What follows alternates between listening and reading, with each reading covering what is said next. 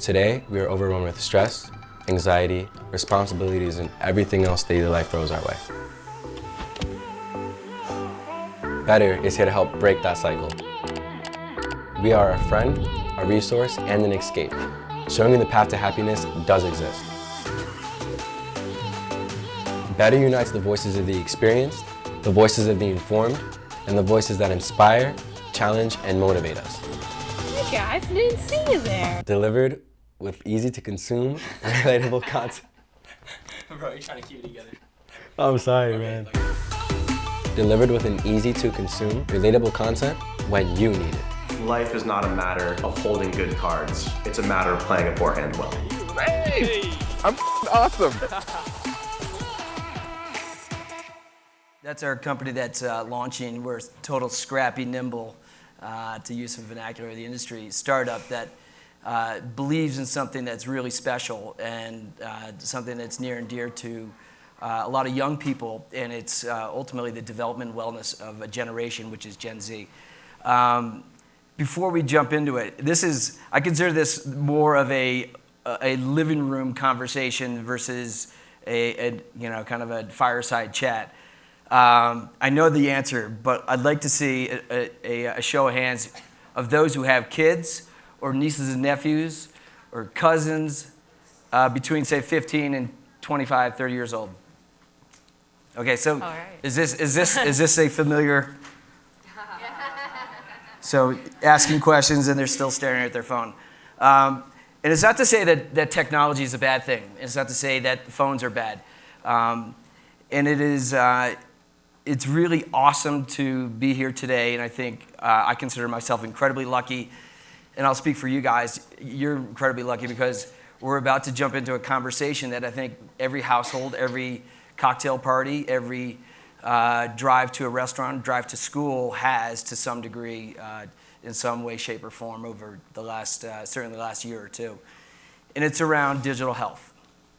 So this magnificent young lady next to me is truly a Gen Z. So while we had one identified yesterday, we actually have one on the stage. So we're going to actually have a conversation with one, not just talk about them.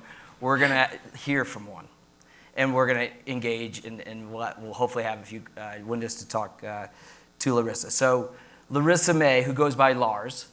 I wish Tom Eriks could just go by Tom, but I don't think that's possible.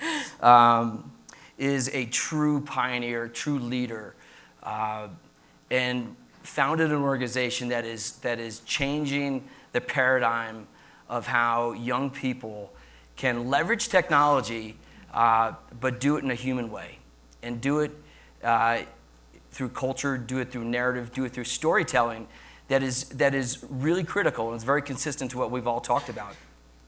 So, Lars, welcome.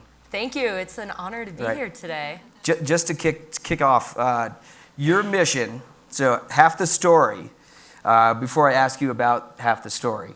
The other half of the story. The other half of the story, yes. The mission is to empower the next generation's relationship with social through advocacy, through education, and providing access to resources for youth. They believe in well-being digitally. Tell us, how did you take this risk as a young person?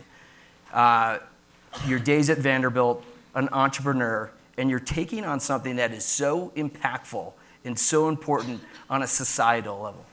So for me, it started as a problem. I think all the ideas, all the campaigns and content that we create is rooted in something, and it's solving something that, it's about creating something someone can connect with. And when I was at Vanderbilt, I was an entrepreneur on social media, living like Lars. I was a fashion blogger. I had started a boutique social media agency, and I was doing it all. I was also a full-time student at Vanderbilt. However, after one visit to Fashion Week, I came back and I had a mental breakdown, and I almost lost my own life to depression. And in that moment, I lost everything. And I realized that I had a social media responsibility and that there was power in social storytelling when it was used the right way. I was just standing on the wrong side. Right. And so after I got At what point did you realize that? So I noticed it when I was in bed. I lost my best friend who was my roommate, and I was on a floor watching, just observing people because I was isolated. And I was just watching how people engaged with each other and with their phones because I wasn't engaging with very many people myself. I didn't get out of bed to go to class for 2 weeks, but I would get out of bed to just post a photo so that my parents would think I was okay and no one would actually know what was going on in my life. And one day I just started to think about, what is this idea? What is this thing that we're dealing with? I saw backstage at Fashion Week what it was really like. I saw all these kids struggling with, being at college for the first time, being away from home, and trying to create these lives that didn't even exist. And that phenomenon for me, the light bulb went off, and it was, social media is only half the story. We need to start telling the stories that matter, because when it's used in the right way, it has the power to change the world. We're living in the most connected yet disconnected generation in history. Some have coined it the loneliness epidemic. Likes, comments, TikToks, and memes have become our fountains of dopamine. Young kids feel more comfortable behind the screen than they do in real life, and we're starting to pay the price. As technology rapidly adapts, society is forced to embrace it. Let's face it, iGen spends up to 9 hours a day behind the screen. That's up to 5 years of their life wasted. We need a revelation, a solution, and a new way to be. Technology is changing, and so are we. My name is Lars, and I'm the founder of Half the Story. We're a nonprofit on a mission to make digital wellness a priority. For parents, for students, for teachers and schools, we're building programs to change the way that young people engage with technology, themselves, and the world around them. We believe in the power of social media responsibility and that stories have the power to change the world. It just takes one. What side of social media will you be on?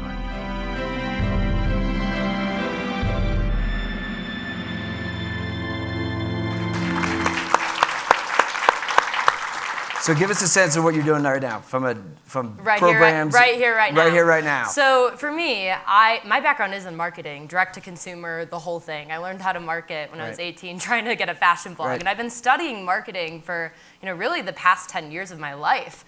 And for me, I think my goal at Half the Story is to pave the way of the next gen of nonprofits. Take the things that the top brands in the world are using and bring them into the nonprofit space. So at Half the Story, we believe in programs, we believe in community, and we believe in experiences. So we create experiences for young people to come in and learn something and walk away with the tools that they need in the world to be better. One of those was Right. Brain Food, Right. a play that we produced about technology, mental health, and modern society.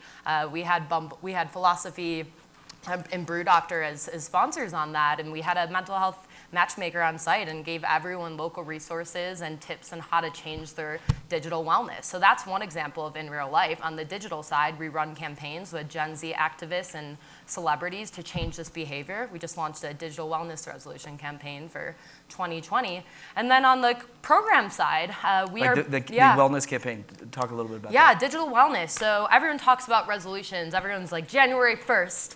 It's the new year, new me. I'm gonna work out. I'm gonna get a promotion. I'm sure everyone has completely detonated their resolutions. I'm gonna start days working out, and social media creates so much pressure to create these resolutions. But what about creating resolutions around the tools that are in front of us up to 9 hours a day?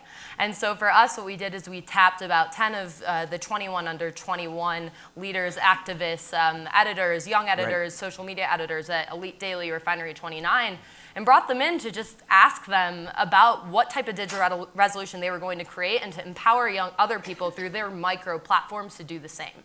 And for us, that has been, it's all grassroots. We have a student artist in residence, we shoot them on film, and we build it all through the lens of that generation in an authentic and relatable way. Right. But on the program side, so that's our biggest program, that's our biggest feat right now. And we launched a pilot program last year at 38 schools, which is basically a small digital well-being boot camp to teach kids about digital wellness at a young age. And for us, what we're doing right now is we are actively fundraising to pilot that in a major city like Los Angeles or New York, hopefully in the fall of this year or the spring of 2021. 2021. Yikes. But yeah, so we are on a mission, and it's something that needs to change. And I see it as my responsibility as someone that can look in the eyes of this next gen and be like, look, I've been there, I get you, I see that, and I know that you don't want to read this out of a textbook. You don't want to hear this from, just a TV screen. You want to engage, and you want to wear this on your sleeve and be part of something that's bigger. What's the reaction been?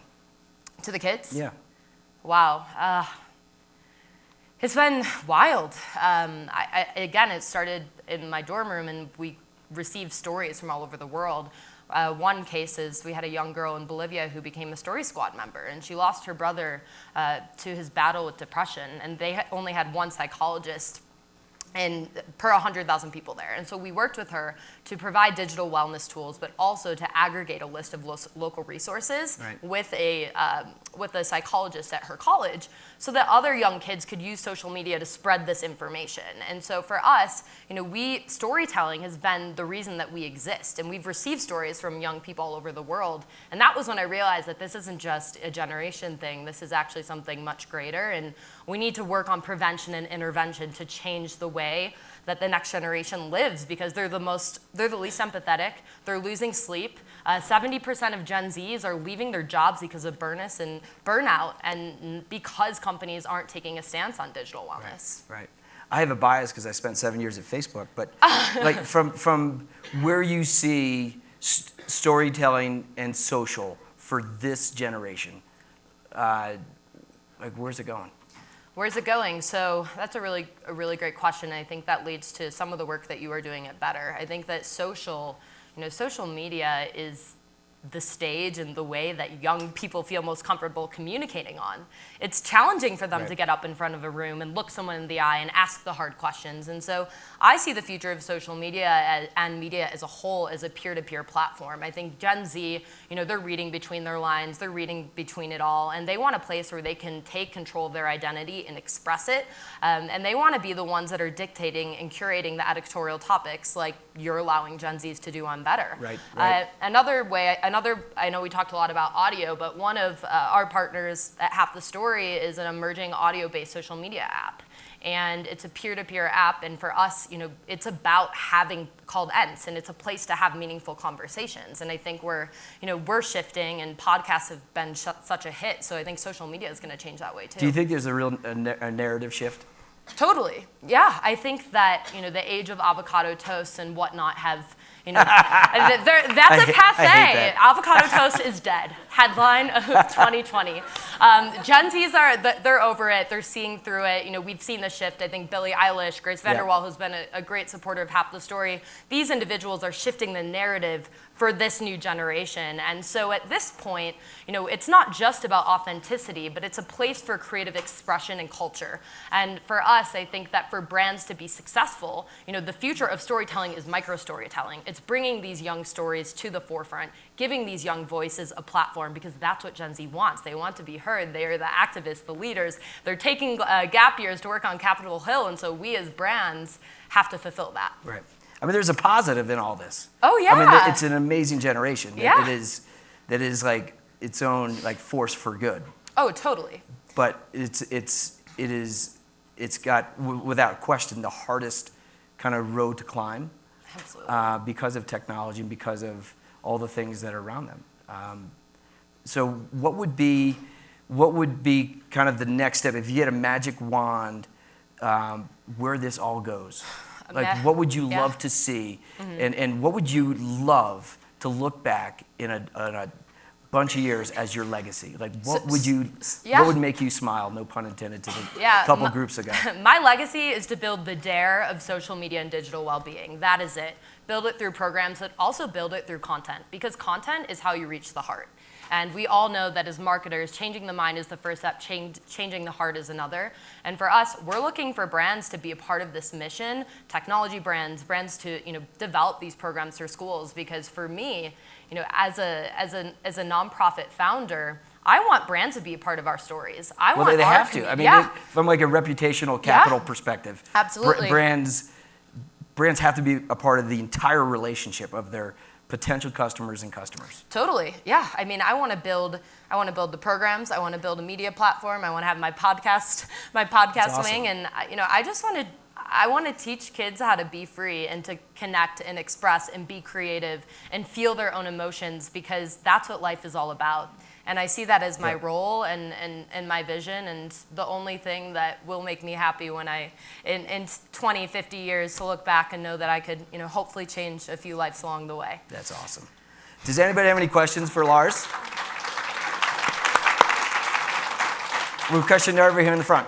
Yeah, Lars, can you just tell us a little bit about digital wellness specifically? Yeah, absolutely. So, my question for you before I answer that is, how would you define physical wellness?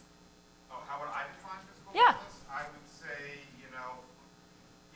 physiologically, are you in good shape? Is your heart in good shape? Are you the proper weight? Those types of things. Yeah, so that's a great start. And when I think about physical wellness, I think about, what is your relationship to these different things that help define your physical wellness, whether it be food, whether it be fitness, or whatever that is. And the same thing applies for digital wellness. Digital wellness is just about building a healthy relationship with technology, seeing it as our friend and our ally and not our destroyer. And that is what our mission is, and to teach young kids, because they wake up and their parents give them the digital babysitter. And we need to help and create early intervention, because technology isn't going anywhere, but our behaviors can change. That's right. And specifically, those behaviors that lead to better wellness would be? Great question. So building relationships around screen time, building habits, creating exercises for empathy, teaching kids how to express themselves creatively, how to be, how to stop bullying on social media, how to take the conversations online, offline, because that's what it's about. Right, so humanizing it. It's about humanizing it. Mm-hmm. Thank you. We're totally over, but we're going to go for Yeah, one more question. we're breaking the rules. That's what Gen Zs do. Yeah. It's okay. Any other questions? No, awesome. Right. Well, thank you Thank so you. much. I'll be outside if anyone wants Thank to you, talk. everybody.